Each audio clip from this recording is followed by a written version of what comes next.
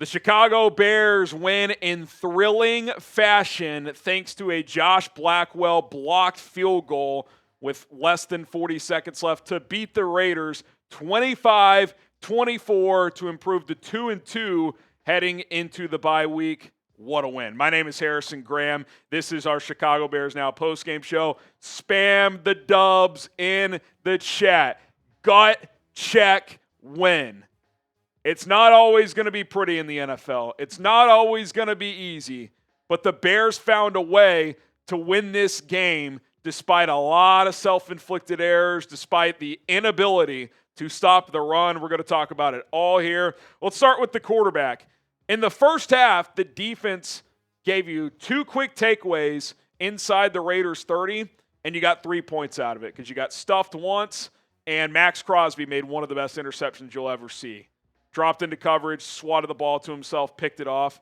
They got another possession inside the 30 that they only got 3 off of. I mean, the Bears' defense was giving the offense short fields, and they just weren't doing anything with it. And it really wasn't a Caleb issue. It was the pass protection was getting driven back. They cannot run the ball. This is going to be something we're going to talk about this week. The Bears got to do something to get the run game going because it's all on Caleb and the passing game shoulders here. But when the back was against the wall, when it was time to make some plays, they made some plays. They hung in there in the first half. We're down 14-9. Took a quick lead in the second half. Got a stop and score to go up 16-14. Caleb threw a beautiful deep end to Rome Odunze for a long touchdown. His 5th of the season. Talking about Rome there. And then down 24-19 late, Caleb gets a couple of key scrambles, hits a couple of key throws, including one to DJ Moore, one to Rome Odunze, and they mercifully and finally found a couple runs that actually worked with DeAndre Swift because that continues to be a major struggle for this offense. But I said it all week. This game is not about style points. This isn't college football. There's no college football playoff committee to impress. You're 1-2. You're coming off a comfortable win. You're on the road facing another 1-2 team who's desperate as well. Empty the tank. You got a lot of key guys out. Kyler Gordon, Jalen's on IR. TJ Edwards is still out. Grady Jarrett doesn't play in this game. Just guys are down everywhere. Can you find a way to dig deep and get a win? And that is exactly what the Chicago Bears did against the Raiders on Sunday. In a game that they probably should have won easier, but also at the same time could have lost. Like it's hard to digest it all given the missed opportunities in the first half off those takeaways. But in the end, Caleb drives them down late. They take a lead. Bears defense forces a long field goal. Big play by Kevin Byard, who had 2 picks today. We'll talk more about the defense in a minute. Gets the stop on 3rd and 2 of Jeanty, which forces the Raiders to kick a 54-yarder with 30-something seconds left. So even if he made it, you had 2 timeouts and 30-plus seconds left to try to get back into field goal range. So that was a huge play. Obviously, Blackwell, that's what the Bears tweeted out, gets the block, and they end up winning the game 25-24. Absolutely glorious win. Caleb Williams continuing to be clutch down the stretch. One thing he was consistently last year is he put them in position late to win a lot. Did so again today. Let's talk about this running game a little bit. I don't know what you do, but this ain't it, man. And again, they found a few runs late. That's encouraging. But as a whole, 26 carries, 69 yards, Swift under 3 yards a carry. Kyle Monungai, again, had a couple nice ones. I mean, I think the immediate answer is, how about 8 carries instead of 4, right? Like, I think you got to give him more of a look. I'm not sure if, they don't fully trust him yet. 7th-round rookie, it's hard to say.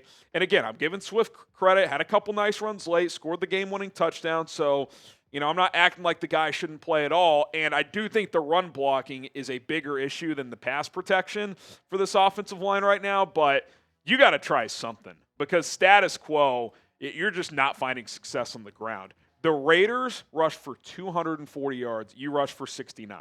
To win that game, that's a testament to the secondary dominating Geno Smith and to just making timely plays offensively with Caleb Williams in your pass attack. Because I said it all week, you cannot let this be the breakout game for Ashton Jeanty. Oh, it was a breakout game. 64-yard touchdown run. He caught 2 touchdowns. He averaged almost 7 yards per carry. He's breaking tackles left and right. That is the top 10 pick we talked about leading up into the draft.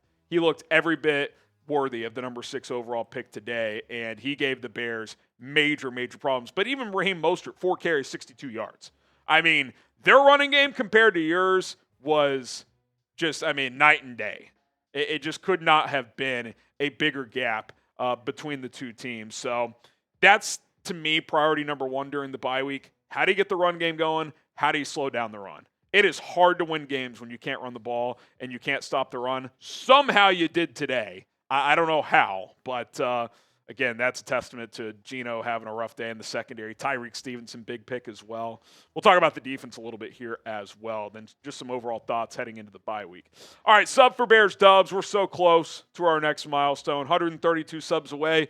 Can we get there tomorrow? Can I wake up on Monday morning on Victory Monday with 132,000 subscribers? We go live every Monday, every Thursday, and every game day here on this channel. We bring you guys content every single day for free, so hit that subscribe button. All right, we'll talk more about this game, especially the defense, and we got to talk about one offensive player that really had a rough go of it today, but wanted to talk about the positives first. Prize Picks. Today's show is brought to you by Prize Picks. Your boy hit a 3-player lineup. I'll tell you about it in a second. You and I make decisions every day, but on Prize Picks, being right can get you paid. Don't miss any of the excitement this season on Prize Picks, where it's good to be right. Great to have football back, and it's very easy to play Prize Picks as you just pick more or less on stat projections on 2 to 6 player lineups. If you get your lineup right, you can win up to 2,000 times your money. Prize Picks also invented the flex play, which means you can still cash out if your lineup isn't perfect. You can double your money even if one of your picks doesn't hit. Prize Picks offered a max discount play for Jalen Hurts this week, more than half a passing yard. I turned that into a 3-player lineup. I thought Ashton Jeanty would score. Didn't think he'd score 3 times, but that goblin play hit as he had 3 touchdowns, just needed 1. And then Rome Odunze just got over the finish line, 69 yards, took the more on his 61.5. $20 entry to win $105. Your boy has some extra cash to play with. Download the Prize Picks app today. Use our code CLNS to get $50 in lineups after you play your first $5 lineup. That's code CLNS to get $50 in lineups after you play your first $5 lineup. Prize Picks, it's good to be right. Okay, before we get to the defense, not a good game for Cole Kmet. Got away with it because you won, but my goodness, he drops a critical pass early on one of those takeaways, I believe.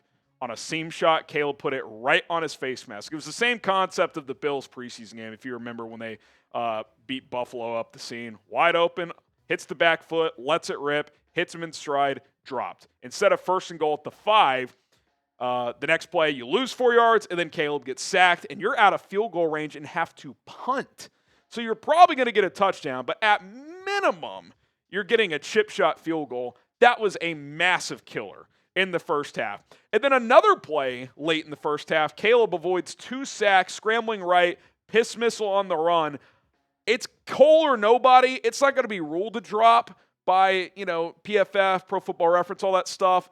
But it's about a foot off the ground, and Cole's got his hands on it. Like, he should squeeze that ball. It was an unbelievable play by Caleb. Doesn't come out with that one. Has 2 false starts today. One on 4th and 1 where the Bears end up having to punt. And then another one after you finally got a nice 3 or 4 yard run by DeAndre Swift. Ends up being 2nd and 11, 2nd and 12 anyway. You won the game. Cole's a good player, but he did not play like a $12 million tight end today when you didn't have Colson Loveland. Like, he needs to play a lot better than that. I thought it was one of his worst games as a Bear. Did have 46 yards, but come on, dude. You can't drop that seam shot. You can't have a false start on 4th and 1. It's unacceptable. It's unacceptable.